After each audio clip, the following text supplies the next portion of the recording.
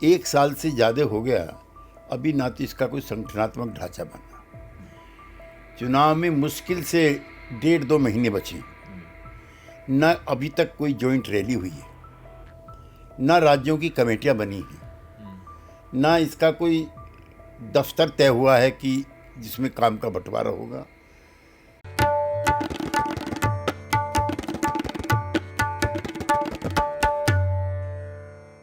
नमस्कार, the red mic में आपका स्वागत है। मैं हूं सौरभ शुक्ला। मेरे साथ हैं केसी त्यागी साहब।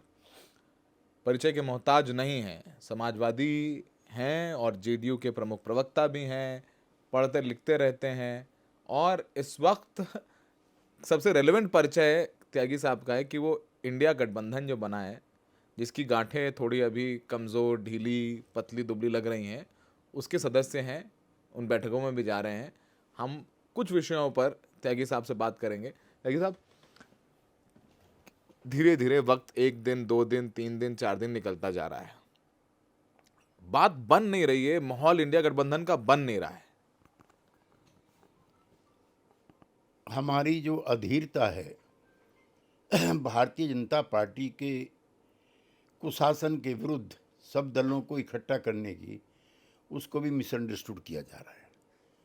नीतीश कुमार जी के मैराथन एफर्ट्स के बाद ये इंडिया गठबंधन अस्तित्व में आया था। एक साल से ज़्यादा हो गया, अभी ना तो इसका कोई संगठनात्मक ढांचा बना। चुनाव में मुश्किल से 1.5-2 महीने बचे, न अभी तक कोई जॉइंट रैली हुई है, न राज्यों की कमेटियां बनी हैं, न इसका कोई दफ्तर तय हुआ है कि जिसमें काम का बंटवारा होगा। चुनौतियां इतनी बड़ी हैं, चूँकि हम तो भारतीय जनता पार्टी के साथ काम किए हैं, बूथ तक उनकी कमेटियां कार्यरत हैं जो रिलीजियस पोलराइजेशन में लगी हुई हैं। राम मंदिर का निर्माण सुप्रीम कोर्ट के आदेश के बाद हुआ है। 2 महीने से प्रचार प्रसार है कि जैसे भारतीय जनता पार्टी ही राम मंदिर का निर्माण करा रही है। उसको लेकर के सरकारी आयोजनों को भी भारतीय जनता पार्टी का कार्यक्रम बना दिया है। राम के प्रति समूचे देश में आस्था है। फारूक अब्दुल्ला साहब ने कहा कि राम उनके ही नहीं है, हिंदुओं के नहीं है, इमाम हिंद का है। इमाम हिंद हैं, वो सबके हैं। उसको भी संकीर्ण दृष्टि से निमंत्रण बांटने का काम हो रहा है। सेलेक्टिव तरीके से निमंत्रण दिए जा रहे हैं। नीतीश जी को निमंत्रण दिया, नीतीश कुमार जी को? नहीं, अभी मेरी कोई जानकारी में इस तरह का नहीं आया। अभी निमंत्रण नहीं दिया है। और जो इस कार्यक्रम का हिस्सा नहीं होंगे वो राष्ट्रद्रोही होंगे, रामद्रोही होंगे, और चुनाव की तमाम जो लाभ लेने की इच्छा और अभिलाषाएं हैं वो इतनी तीव्र हो गई हैं कि प्राण प्रतिष्ठा भारतीय जनता पार्टी की चुनाव की प्रतिष्ठा बन के रह गई। चुनाव की प्रतिष्ठा बन के रह गई है। बिहार में अभी तो दिल्ली की बैठकें हो रही हैं, आज महाराष्ट्र की बैठक भी चल रही है, बैठकें शुरू हुई हैं। लगता है कि अंडरस्टैंडिंग बना लेना बहुत टेढ़ी खीर है, क्योंकि मैं खुद कवर करता हूं तमाम राज्य और पॉलिटिकली समझ रखता हूं, पॉलिटिकल समझ रखता हूं। बड़ी टेढ़ी खीर है। क्या बिहार में भी आप लोगों की अंडरस्टैंडिंग आराम से बन जाएगी, या वहां पर भी खींचतान है? अभी बैठक हुई है कि नहीं आप लोगों की कुछ?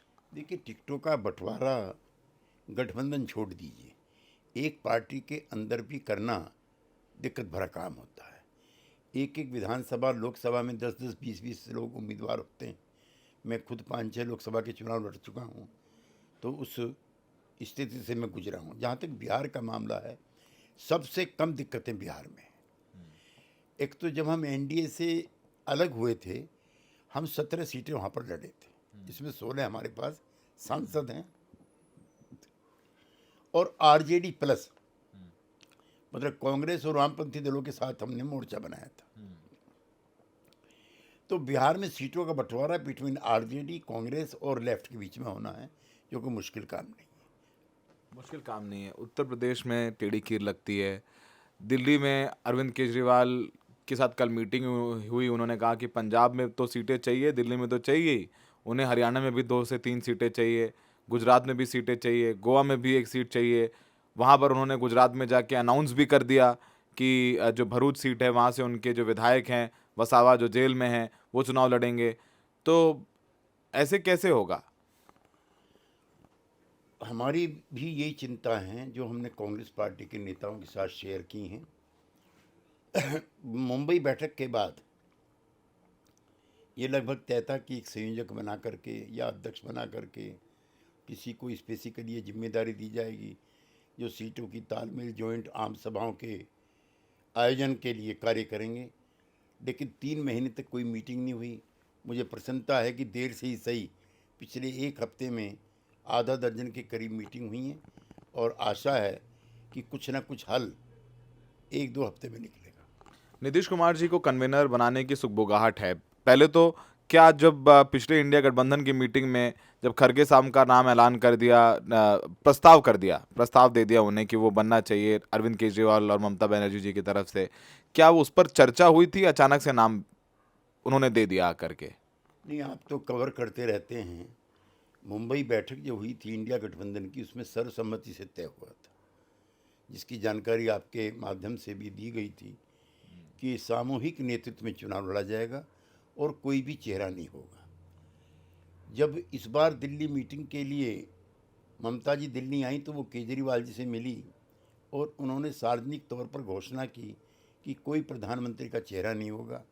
यकायक और अचानक उन्होंने अगले दिन अशोका होटल में जो आयोजित बैठक थी उसमें कहा कि मैं इनके नाम का प्रस्ताव करती हूँ, जो अनइथिकल था। या तो अब सब पार्टियों के सब नेताओं के साथ रजाबंदी करके घोषणा की। खड़गे जी वृद्ध नेता हैं, सीनियर लीडर हैं और सब पदों के लिए वो काबिल हैं। मैं उनकी प्रशंसा करता हूं कि उन्होंने बहुत विनम्रतापूर्वक तरीके से उसको मना कर दिया। लेकिन इस तरह की इंट्रिंग्स मैनिपुलेशन इतने बड़े कॉज को जब लेकर चले हो तो नहीं होनी चाहिए। अच्छा ठीक है, नहीं होनी चाहिए।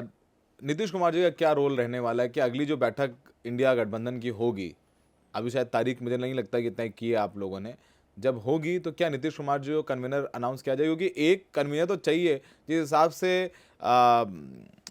कोई कुछ बोल रहा है, कोई बयान दे रहा है, कोई राम मंदिर पे कोई बयान दे रहा है, कोई कुछ कर रहा है और फिर उसे इंडिया गठबंधन का बयान समझ करके प्रचारित और प्रसारित किया जाता है, तो कोई कॉमन एजेंडा नजर नहीं आता। ये एक एजेंडा कि बीजेपी हटाओ, उसके अलावा तमाम मुद्दों पर एक राय बनानी होगी, बयान क्या देने हैं, स्टेटमेंट सबके वैसे एक समान होने चाहिए, वो सब कुछ है ही नहीं। तो कन्वीनर की तो जरूरत लगती है, ऐसा लगता है मुझे। बीजेपी हटाओ या मोदी हटाओ, ये कोई राजनीतिक कार्यक्रम नहीं है। बीजेपी को क्यों हटाओ और मोदी को क्यों हटाओ, ये रचनात्मक कार्यक्रम है।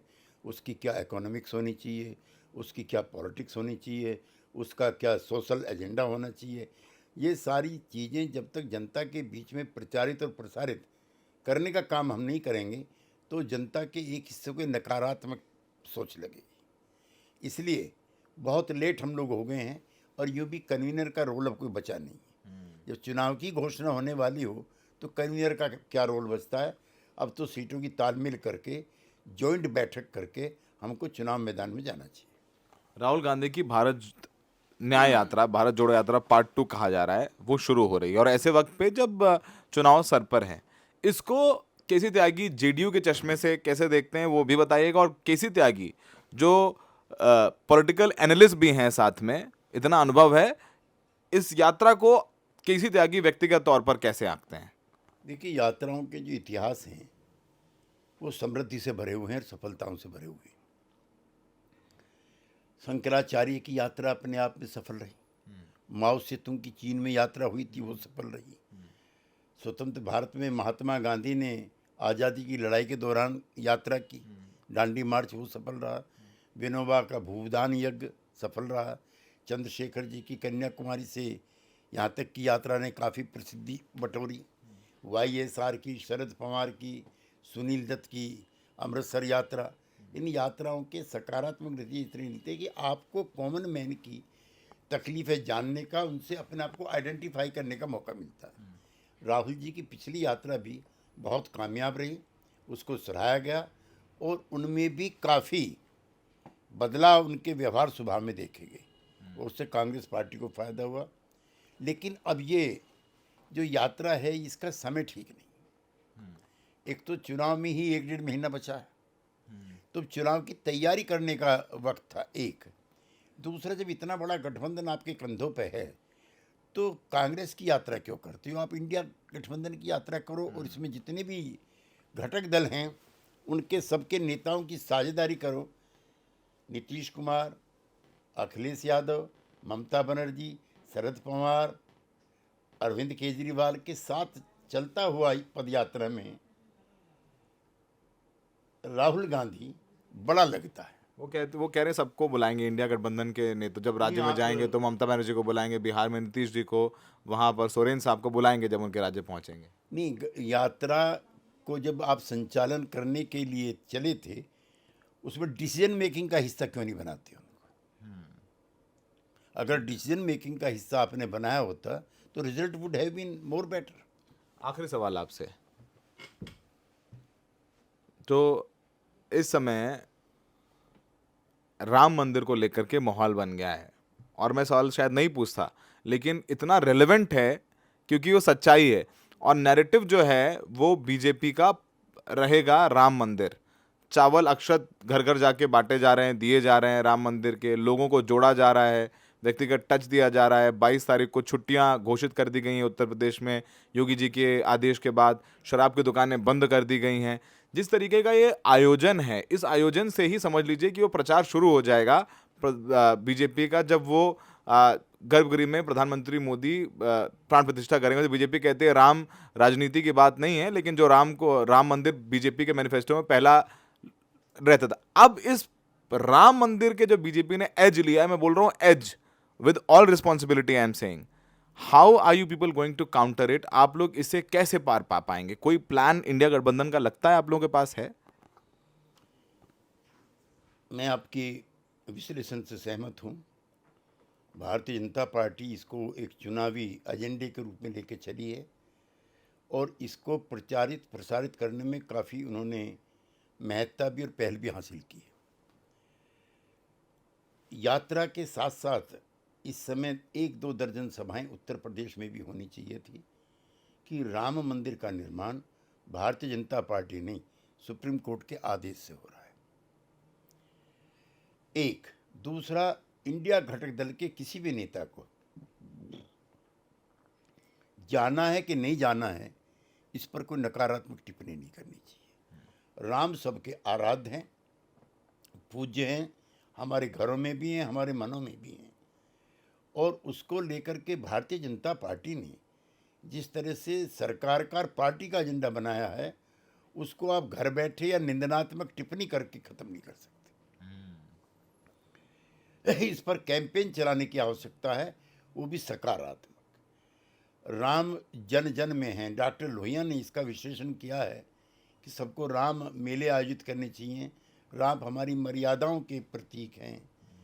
तो भारतीय जनता पार्टी अपने पार्टी का एजेंडा बना के जब चली है तो ये अमर्यादित कार्य है।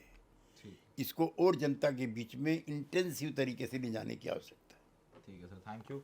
त्यागी साहब बहुत कैंडिड होकर हमेशा से बात करते हैं और उसमें उनकी बौद्धिक टच होता है, लेकिन इतनी बड़ी समस्या और चुनौती है इस समय इंडिया गठबंधन के सामने, जो जिसे पार पाना बहुत टेढ़ी खीर होगी। और राम मंदिर का जिस तरीके से प्रचार हो रहा है, अक्षत हो या जिस तरीके से इनविटेशन जा रहे हैं, जिस तरीके से प्रधानमंत्री मोदी अपने ऑफिशियल हैंडल से हर रोज़ राम जी का एक भजन ट्वीट करते हैं, तो एक पूरा प्लान है, उसका एग्जीक्यूशन एक एक चरण में किया जा रहा है। तो अब देखना होगा कि इंडिया गठबंधन के नेता कैसे उसे पार पाते हैं। पहले तो आपस में सीट शेयरिंग को लेकर के पार पा लें, फिर देखना होगा आगे क्या होता है। सहयोगी शायन अस्कर के साथ Saurabh Shukla, the red mic.